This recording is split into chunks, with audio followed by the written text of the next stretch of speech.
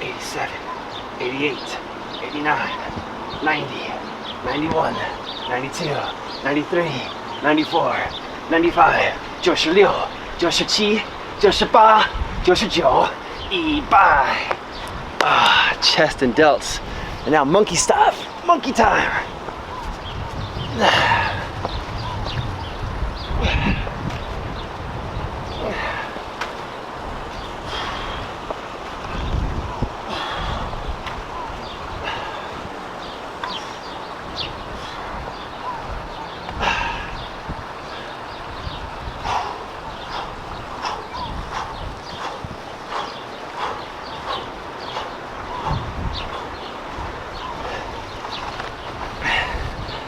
Yo, yo, yo, what's up? It's MTV Cribs, gardening tour style. I'm tired. It's Jake Mace with jakemace.com, and I'm here doing a few push-ups, little rope climb, and now it's time to stop all that and give you guys what you've been asking for, which is a springtime, middle of April tour of my edible garden and landscape. Before we get started, smash the thumbs up button, hit the like button and subscribe if you haven't already. Comment down below and say, what's up Jake, you the man, or ask a question and we'll get to this tour. The way that this tour will work today will have two parts.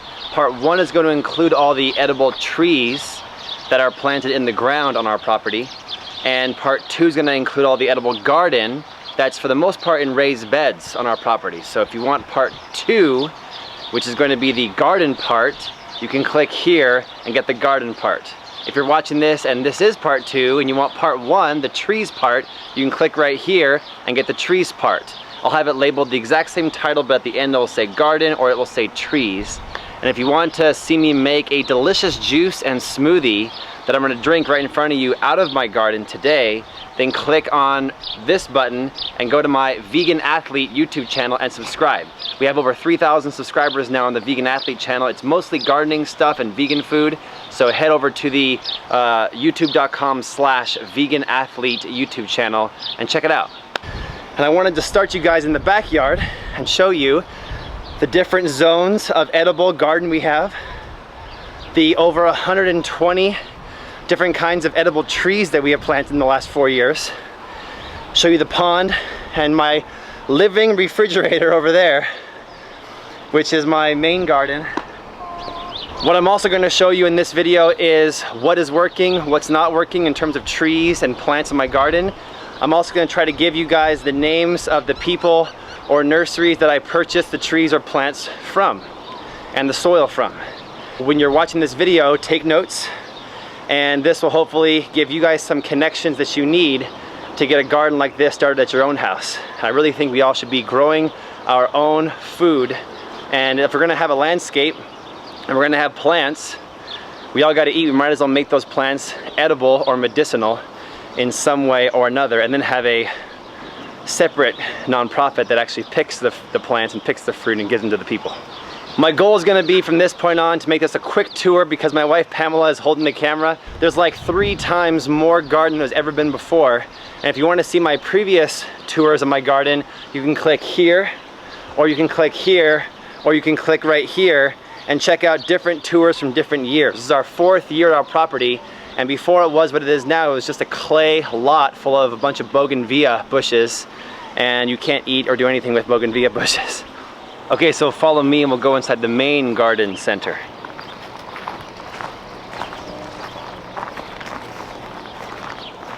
The one cool thing about the main garden center before we go in is that I've netted it.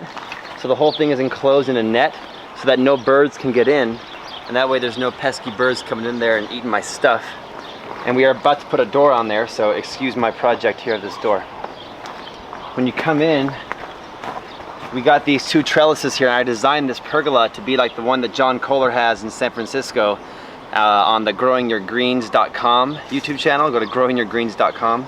So this year we decided to stop doing annuals like beans and cucumbers up the trellis, and I'm going to instead just do a perennial like grapes. So we're growing grapes up of this side. They're just babies, they just kind of bloomed here. And these grapes are from Greg Peterson with the Urban Farm, and this one is a black Manuka, and they're all black Manuka. On this side I'm doing loofah. So my loofah now are out of the ground. My wife Pam grew these loofah, and they're starting to get their dark color green leaves, and they're going to climb this trellis all summer, put out beautiful flowers, and there'll be loofah sponges galore hanging off every part of this pergola. So in another 2 months this will be covered in green, grapes on this side and loofah on this side. And this particular raised bed is a 6x6, which I don't recommend because it's too big to reach into the center, but nonetheless that's what I did back in the day. And this is all beets. This entire raised bed is all beets. They put off edible greens you can eat, but we've been getting beets that are just enormous size. Like, look at the size of that beet right there. That is an enormous beet. I'm gonna juice that guy today. Massive. Let me pull him out. Check this out. I'm gonna take this guy and pop him out of here, and we can eat the greens and the beet. And look at the size of that beet. Nice red color. We'll knock the soil off back into the bed here. And I like to either steam and cook these beets, slice them really thin, use them as chips and hummus, or juice them. And if you juice a beet every day, you'll be peeing red, but you'll be super healthy. And if you guys use the azomite, if you guys use the rock minerals, and if you guys use worm castings and good compost, you can grow beets like this and feed the greens to your dinosaur.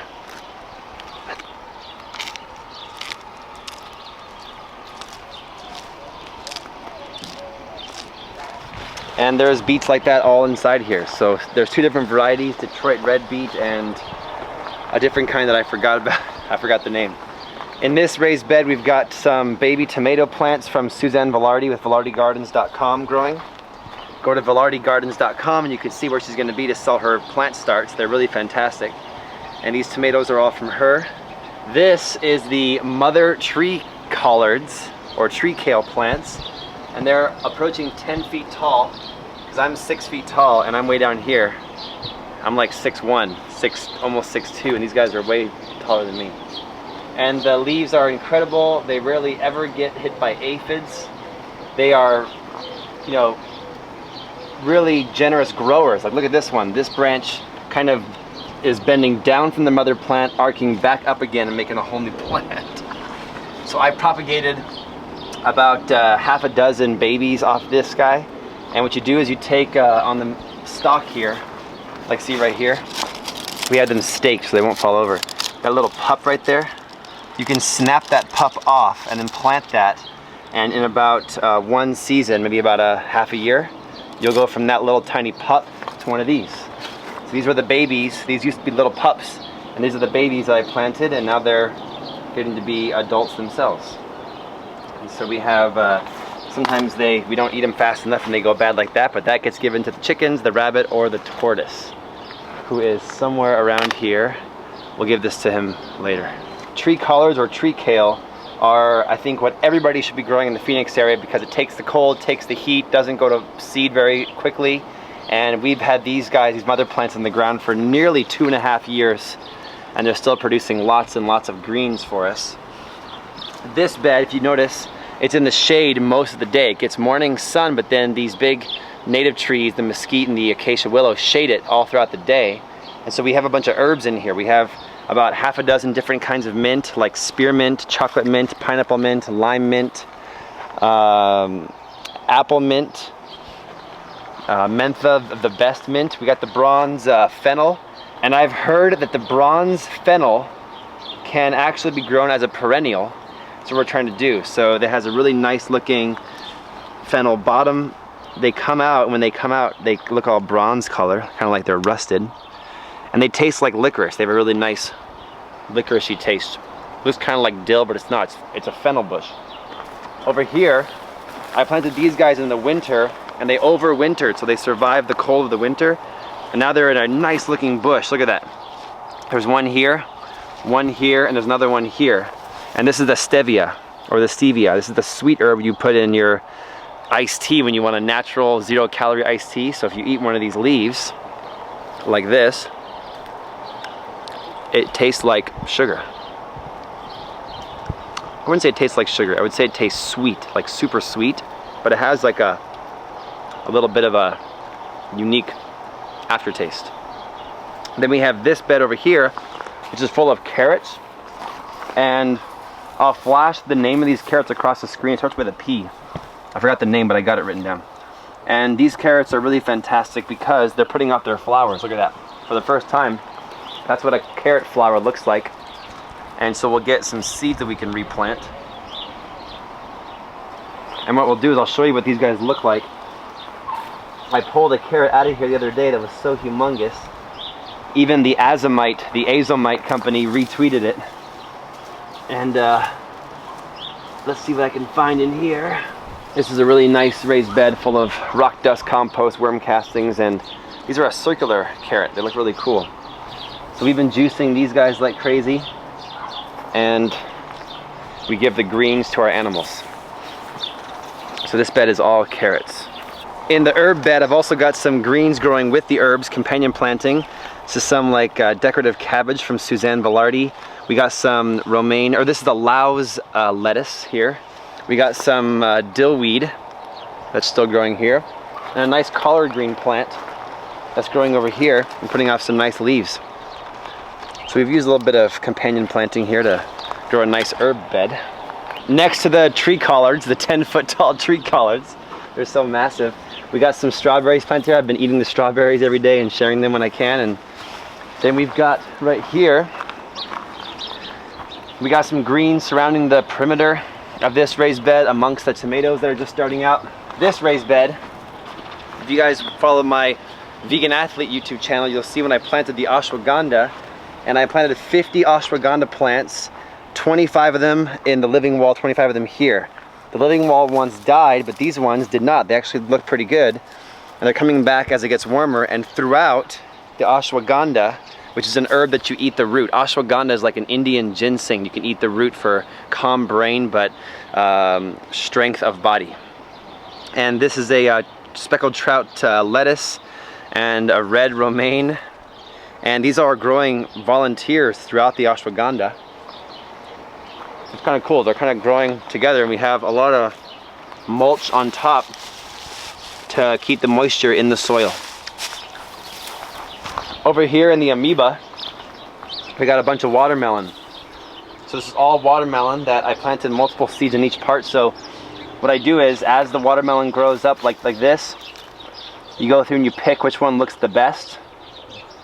And if they look very similar, like these ones, you gotta kind of just cry, shed a tear for Argentina, and do a little Sophie's choice here and pick the one that you think is the weaker. I just leave them there so they can kind of biodegrade as nutrients for the one that survives. And like this one, I leave the roots inside so the roots can biodegrade and become nutrients for the one we leave, and you end up picking them so that there's only one watermelon. Or I also have some Tahona Onum Native American varieties of cassava melon and melons in here.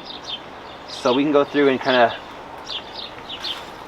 of sort out the strongest looking watermelons, and I'll have a huge watermelon patch, and I'm hoping all these watermelons will grow out and fill the entire area all summer, and we'll have watermelons all summer long. But with watermelons in the Phoenix area, I've noticed you got to really be careful of aphids on the leaves, especially the underside of the leaves. So as you see aphids starting to cluster on the underside of the leaves, you want to take your hose and spray them off. If that doesn't work, then you have to use like some water with neem oil, with diatomaceous earth, a little bit of peppermint oil, and some Dr. Bronner's soap. That solution is pretty good for spraying underneath the leaves and keeping away aphids. But if your plants and your soil is healthier, you'll have plants that are more able to protect themselves against pest bugs like aphids. So strengthen your soil and you'll have less pest bugs.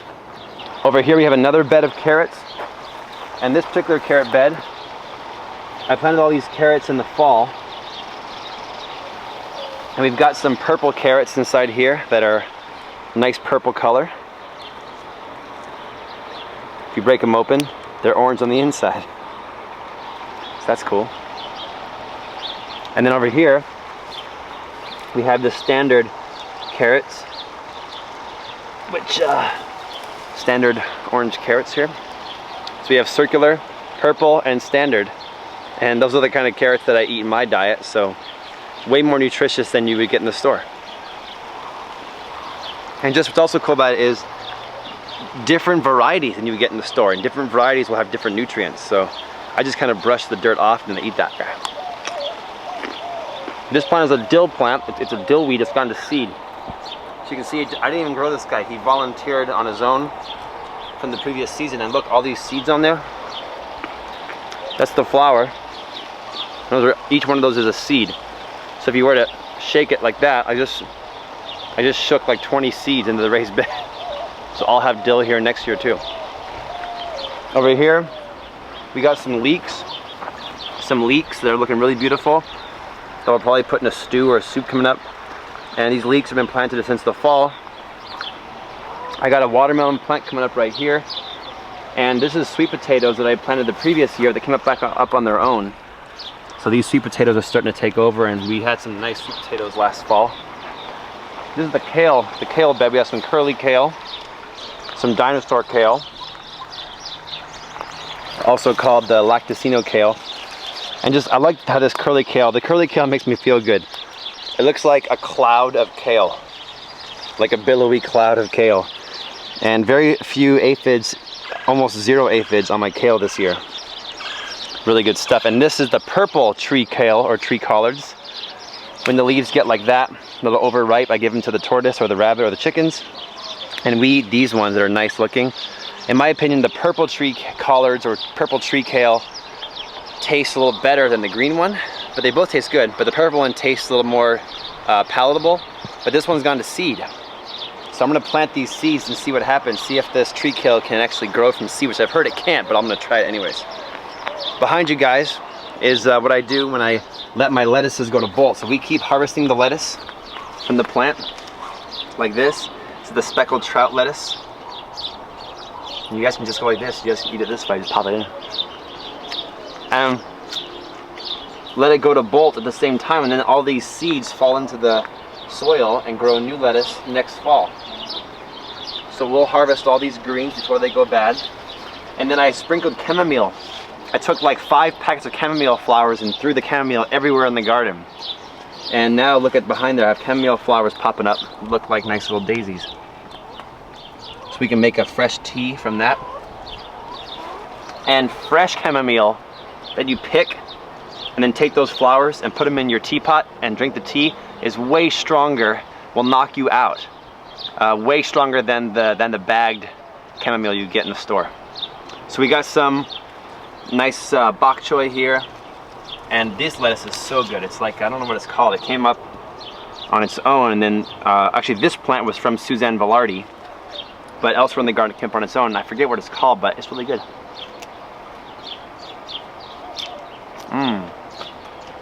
And behind we got the chard. So this chard is putting off massive leaves. Look at how size my hand is this way, and look at the size of those leaves. And chard leaves just feel really good. They feel like a quilt.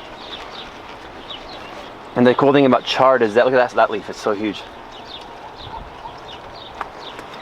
The cool thing about chard is that it's got a salty taste, the chard does. And behind that chard, we got a pink chard. And so this chard has the pink stalks. And what I'll do with the chard is I'll take it and I'll pick a chard off, like that, and then eat the stalk. And it's full of water. So think about how nutritious that is. That water has been filtered through the plant. It's got a salty taste. I'll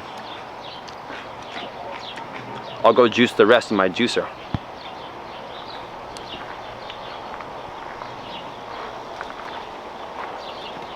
And I think what I'm going to do this next season is I'm going to take the amoeba and I'm going to, instead of having it have plants in it that are edible, I'm going to grow edible flowers.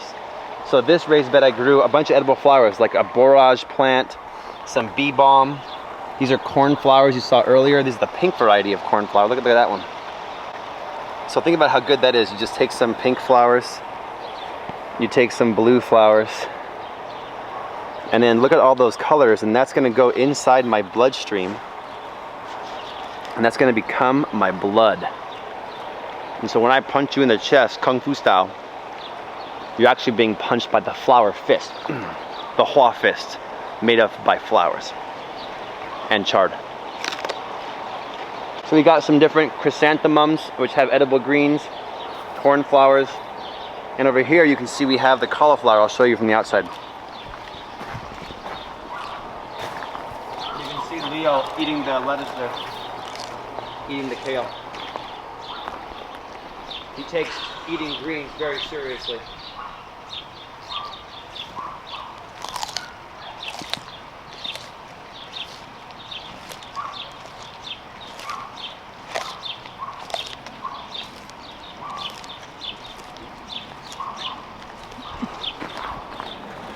And you can see on the front here I have 3 different cauliflower plants in 3 different stages of growth. So this one's almost gone to seed and is flowering.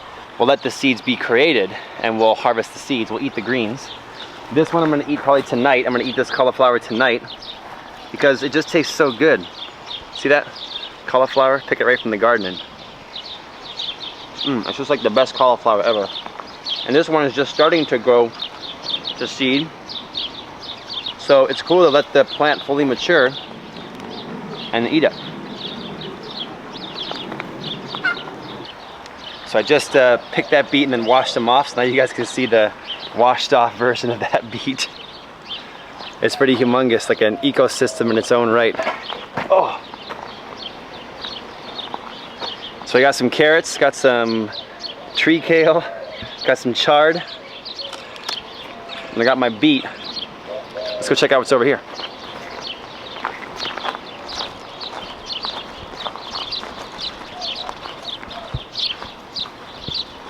Over here we got some of this special kind of, it's the only spicy pepper that I have in my garden right now. And it's called a chiltepin, or a chiltepin pepper. And this guy is apparently a pepper that was treasured by Native American peoples that were indigenous to this area. And look at the peppers, they're starting to come off. You've got nice cute little yellow flowers. And look inside here nice and close, you guys can see the peppers. They're green now, but they'll turn color. So I'll wait till they turn color so they're fully ripe, and they're super spicy. And of course you guys know Chubs. That's Chubs. Here you go, Chubs.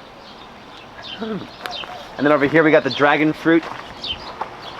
So the dragon fruit cactus is growing and being trellised over top of the dome so that when Leo goes home to his den that's in there under the xeriscape, the dragon's fruit cactus hopefully will be his cover and will be fruiting in a few months. Beautiful, delicious dragon fruits. And then the xeriscape in there has the aloe vera and the nopalitos, or nopales, the prickly pears, and also the Peruvian apple cactus, and those are all growing on top of Leo's den. Let's go over here.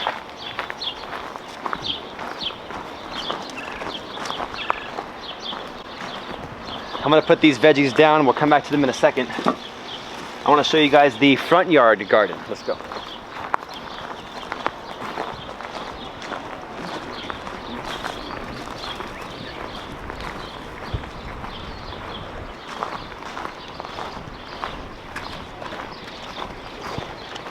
On our little patio.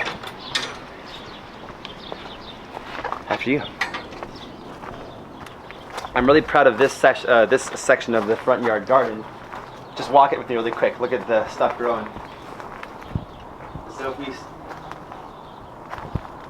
if we start down here, these are the iatoi onions that have gone to flower. And you can eat the flowers, or eat the chives, or you can eat the root down below. The iatois. I''I''T''O'. It's a nice onion that's been in the Arizona area for hundreds of years. These are our patty pan squash, or Saturn squash, or flat squash they're growing. Behind it is some fennel that has been growing for a year. So this fennel I planted in the summer from Suzanne Velarde with Velarde Gardens, and it's now flowering just like dill, putting off some nice flowers, and looks super healthy. Look at how good it looks. And look at the bulb down below. Check this out. You can see down below here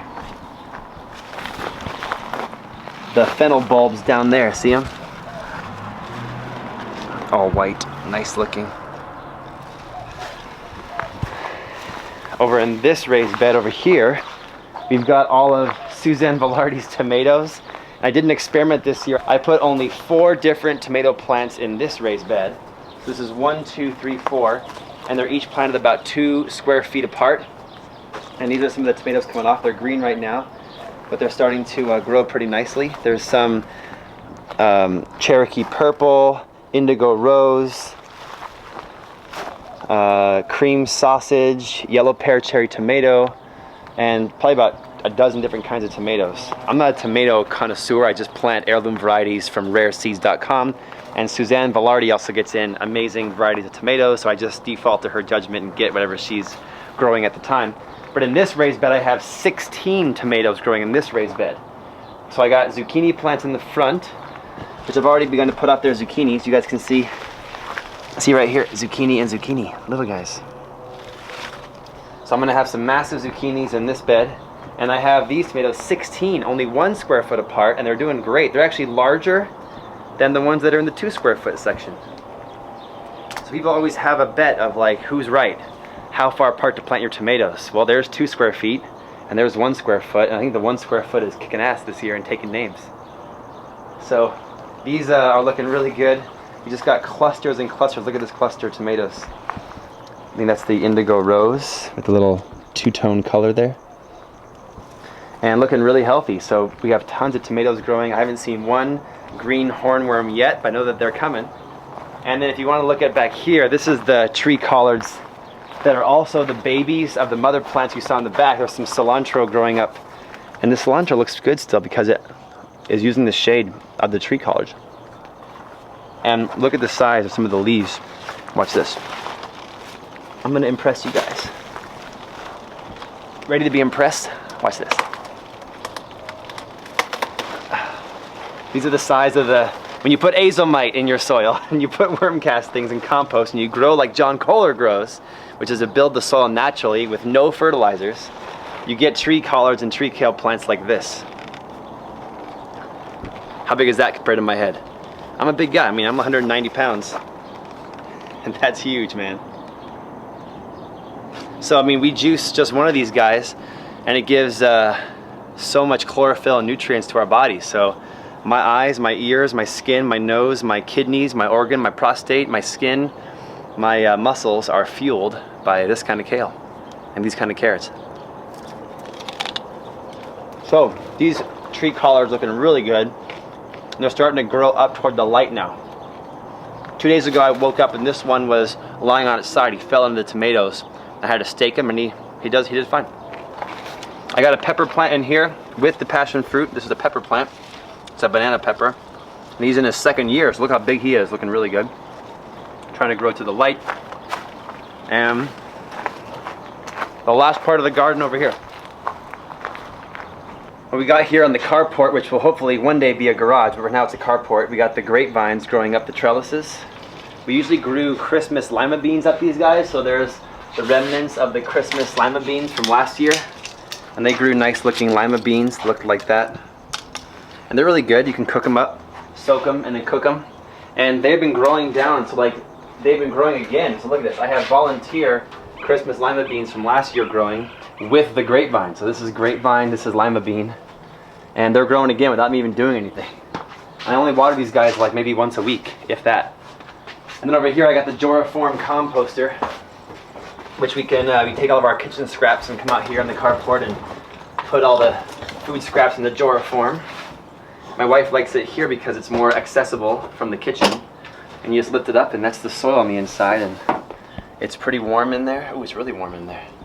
And all of our food scraps have now become really good soil full of microbes, and we even put things like grapefruits and paper shreddings, stuff like that. The key is to have 50% browns, which is the carbons, like landscaping clippings and leaves and stuff and wood chips, and then 50% greens, which is your food scraps, and that's the nitrogen. It's 50-50 mix and you'll have good compost. Too much of the greens or the food scraps, you'll have smelly, slimy, disgusting compost. So 50-50 mix and you'll have amazing compost. And also we use the azomite. The azomite rock dust minerals. If you guys want to get a bag from us, we have the 44-pound bags for sale. We also can sell you guys a little bag. I think this is a $5 bag of azomite. and you can try it out in your one raised bed, and then don't do it in the other raised bed. And I guarantee the raised bed you put the azomite in will have much better growing results plus healthier food. So hit me up in the comments, or email me, or call me, or hook up with me on Facebook, jakemace.taichi, or Instagram me, jakemacetaichi, and get one of our bags of azomite. This is Pam's herb garden. We've got the amethyst basil, 2 different kinds of oregano here and here. We got some of the sage right here. And we've also got some of the thyme right here. Do you have the thyme? Inside here. We got a nice green Malabar spinach that's 2 years old. And this raised bed only gets sunlight from dawn until about 11, maybe 10:30 a.m. So it's in the shade pretty much from 10:30 until dark. So only gets about 4 hours of sun a day. So you could even grow herbs and other types of vegetables like Malabar spinach in the shade. There's a Thai basil that's overwintered and doing really well. So this is 2 years old. And the Malabar spinach is really good. A great spinach for Phoenix because it grows in the heat too. I have red Malabar that grows in the full sun. So also in the shade, and the frost hit this guy and didn't care. Look at the amount of seeds up top. It's a really nice looking plant too. So if you guys pan back a second and look at me compared to the Malabar, it looks kind of nice. Kind of decorative, like a wedding. Like you get married behind you. So there's the garden, and I hope you guys enjoyed it. Please smash the thumbs up button. My garden has been constantly changing. You guys can see from this link right here, and this link right here, and this link right here. Those are my past garden videos. You can check out and see the progress of how this garden has kind of been reshaped over the last 4 years. It's been a really fun process, and it will be reshaped again in the upcoming year. So subscribe to our channel for more updates, and I'll come back to you guys with more gardening information, more vegan information, hopefully less of me singing vegan songs. Don't watch those videos. And check out right now this link on the screen right here, and click on my tree tour. We're going to finish up the tree tour right now, and I'll show you what trees I'm planting here at my house, Longevity Gardens. I'll see you guys back next time.